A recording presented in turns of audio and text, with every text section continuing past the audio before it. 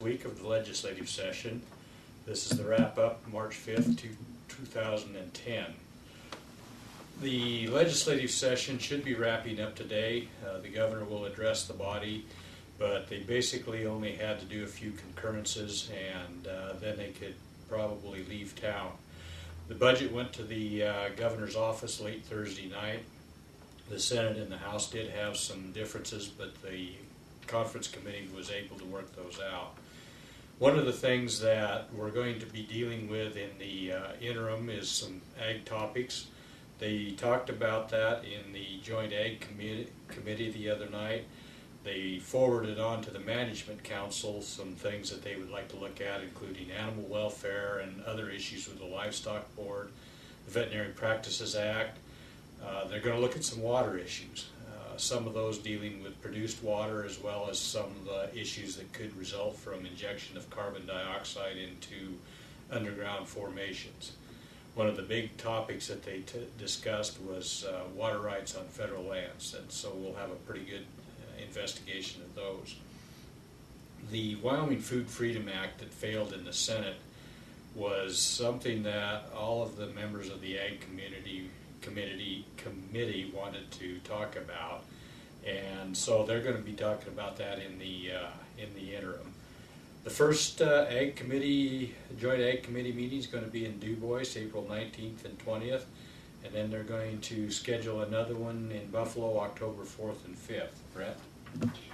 Today I'd like to follow up on several bills that we've followed. The first one is Senate File Number 7 that deals with rangeland assessments. This bill has been gone through the conference committee, and both sides, the House and the Senate, have agreed on the language. It will be funded at about $200,000 for the next biennium. It's not as much money as was originally in there, but that will allow it to get up and running and get through the first biennium. Then we'll see how we're working, and maybe we can get that funding increased.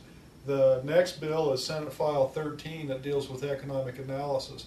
That reached concurrence in the House this morning and is funded at $312,000.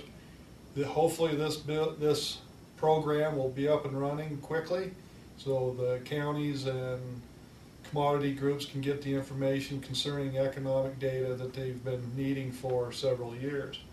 The House bill I'd like to talk to you about today is House Bill 79. This deals with placing a moratorium on collection lines associated with wind-generated electricity. This bill has been concurred on as well in the House and the Senate, and so for 1 year there will be a moratorium on the use of eminent domain, and we'll have a focus group, a task force that will deal with this subject, and we'll see if in a year what kind of progress we can make on this topic to help our members out. Ken? I think the last bill that we really haven't talked about, but I want to mention, is Senate File 40. That was a bill that would allow for establishment of highways that were identified after 1924. It was a little bit of a fluke in the statutes that kind of preempted counties' abilities to follow up with a request to get a road across federal lands. That bill went through the House and the Senate and is on the way to the governor's desk. We hope that this will provide some relief for a few of our members out there who have roads going across federal lands. I think probably the last thing that I would like to do is talk about some of the other interim committees. There's going to be some revenue interim discussions on the Tax Reform 2000 document that was put out a number of years ago, and they're going to be talking about some other items in transportation to deal with fuel tax increase to address issues that would have been addressed by the failure of the tolling bill.